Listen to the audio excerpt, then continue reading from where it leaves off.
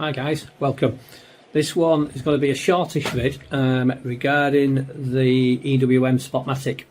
Now I keep getting a lot of emails regarding like how does it work and there's a grade out and stuff like that. So when I've had a search myself on kind of YouTube and stuff, there's none. I can't see an English version, so that's about to change in a second. So I'm going to go through as much detail as I can without obviously boring you guys, because I don't, as you guys who follow me on Insta, really, I don't believe in unboxing and literally unraveling a plastic bag and crap like that. We'll just get straight to the point. So first of all, we'll do it on a Tetrix 230. Now, as you can see, I've kept these welders. This is what I've been using for the last few months. I've got all the welders obviously inside because I don't keep them all here. From the Pico 220 pulse DC, that also has Spotmatic. But I'll show you on here because it gives you a bit of an idea, because you can see the graphics on it, but they work the same. Now, the question I keep getting is I use foot pedal, as you guys can see. I've got a wide one on that machine, and then I've got a Bluetooth one, new one for the other machine. Both work exactly the same, as in the Bluetooth one on here is excellent because you can also use it as a switch. Now, as you guys know, when I have the Bluetooth Jasic one, stuff like that, you can't. As soon as you put the Bluetooth pedal on, it's variable.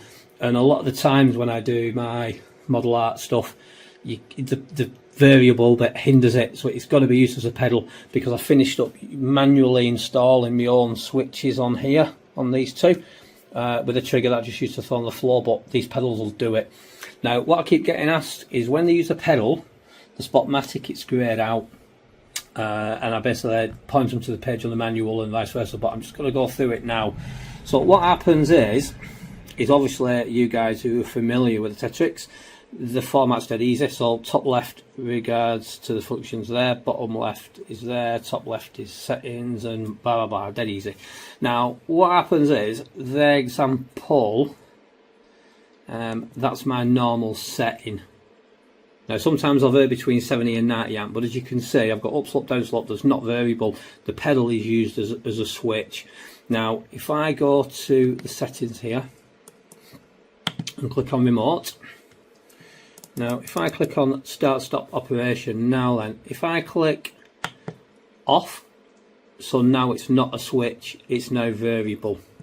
So if I go to this settings here now, you can see that it's got my arrow for variable. Now if I go to the bottom left now to select Spotmatic, they're grayed out, guys, and that I believe is a problem that you're having. So it's got to be kind of a user switch. You can't use Spotmatic with a variable pedal. So dead easy. All we need to do, go back to the settings at the top, hit remote, hit start stop operation. Let's go back again. You can see got me up slope, blah blah blah, not normal stuff. So I'll go back to the bottom and they're all active again. So that's how you do that.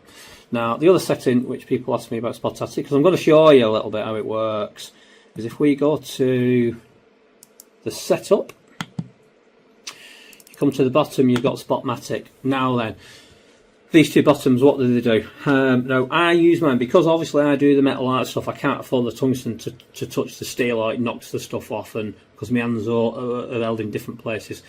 So I have it basically, that's ignition by workpiece is turned off, which means that if I hover the tungsten, whatever, and mill above the workpiece, hit the pedal, boom, it'll give me a tack weld. Now if I'm doing a long sheet work, you don't necessarily want that. So what you can do is if I click that to ignition by contract workpiece, that means that basically I press the pedal down, I can then touch the tungsten, let it go, and it'll tack. Now that's a bit of a ball ache. If my welders, as you can see, I've not got a massive garage, but if I'm building the CNCs at that side, it can be a bit of a ball ache. Now what this enables you to do is go to separate, and you can have permanent. Now what that means is once that's set on permanent, let's get back on the menu, back on the Spotmatic. Right, on the separate, you're pressing the pedal, tack weld. Now if I hit permanent, what that will enable to do is I press the pedal initially for the first one. Now after that I touch the workpiece, lift off, arc, touch the workpiece, the pedal's nowhere near me, so I can basically leave the welders at this side of the shop and go on the other side and then tick my full sheet. That's how that works with a separate. That's what that means, guys, with a separate and permanent. That is all with the Spotmatic. Now we'll go back to the settings and I'll show you what we're going to be doing. So we'll take that back off for now because I kind of don't use that. Give you the same thing. So if I go to number 2, I think I programmed in just for this one, guys. Right, this one. So 165 amp. Now this you can work in between them, because when I do my normal example 1.6 gauge steel, now as you guys will know, if you kind of weld in that, butt weld, you might be at 60 amp, something like that. Now you do need a little bit more on it because I'm kind of under 500 milliseconds. Now what I could do is I could reduce that amperage to example 100, but then I would have to adjust my time kind of more on it, like half a second. Depends how fine you want it. I find for me at 1.6 gauge, and I'm going to demonstrate, doesn't ruin the steel at the back. I can constantly tack weld and it will give me plenty enough hold so I can bend it multiple times where I am without it falling off. Now granted, with this here you can, I mean, I used to be able to tack with a switch, and most people go, yeah, I tack with a switch. That's fine. Now after this one I'm going to hopefully demonstrate tacking a 0.5 mil piece of stainless TIG wire together. Can't do that with a switch, or you're struggling, especially if I'm building like a wireframe or anything like that as a template. You might be able to, with a switch, might do 4, and then boom, the next one will blow the hole, and then the other 4 you're starting again. Now because it's pretty quick, but I'm going to go through that in a minute. So what I'm going to do, I'm going to leave them settings for now. I'm going to just set my tripod up, guys, and then I'm just going to go through a couple of tack welds and I'll show you what they look like on the steel, and then we're going to live try and do some TIG wire, because as you know me with the videos, I don't pre-do it. It is as it is. So it messes up, guys. It messes up. It is what it is. So one sec, I'll be right back. Hi guys, welcome back. Now just the settings are exactly the same as what I showed you. We've got 2 pieces, 1.6 pretty thin, I think 1.4, 1.5 now. I think the 16 gauge I think is 1.5 here anyway. So I'm just going to go through the tack weld, and I'll show you both sides.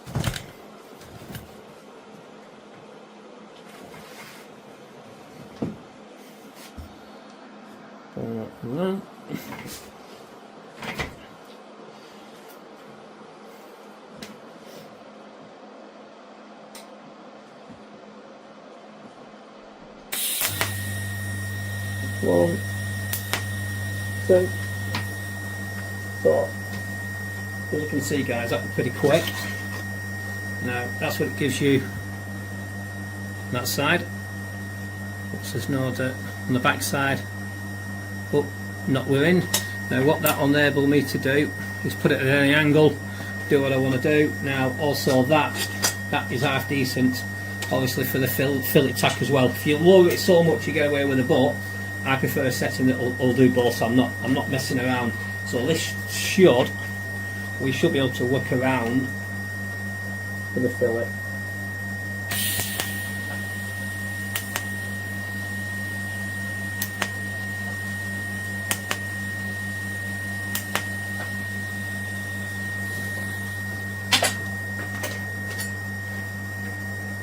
So as you can see, guys, just set my helmet up. Now you can see the last 3 on the right. The other, ignore that bit because it wasn't touch. As you know, guys, it's got to be touching. The steel's not straight there. But as you can see on them, bang through. Now that as well, straight away, I can't. I'm struggling to bend that. That's even just on a tack. You can see all the steel bending there. And that's just 3 tack welds, really strong, and it just goes, and it's perfect. It's perfect on the back. So that's the Spotmatic, which I've used a few bits, and I've tried the pedal.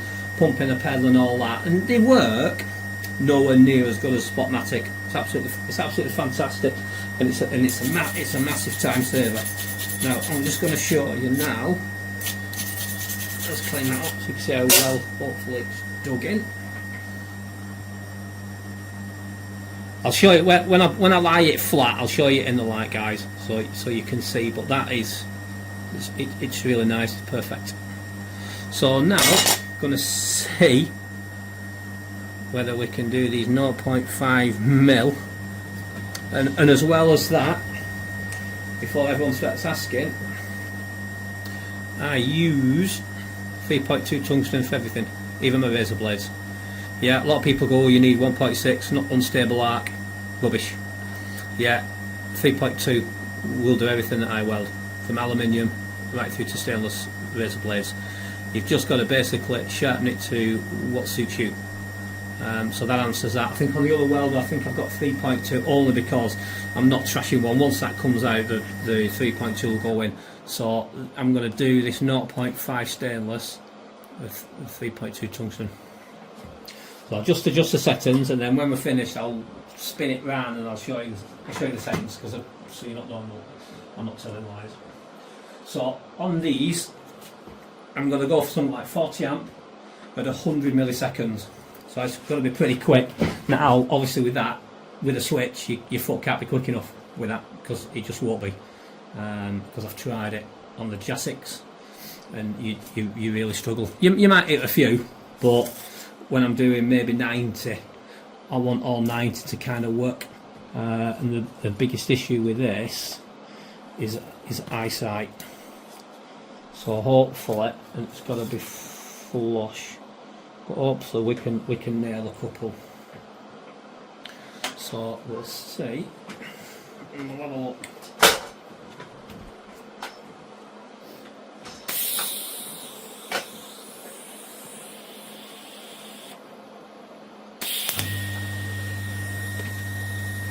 Quick, guys.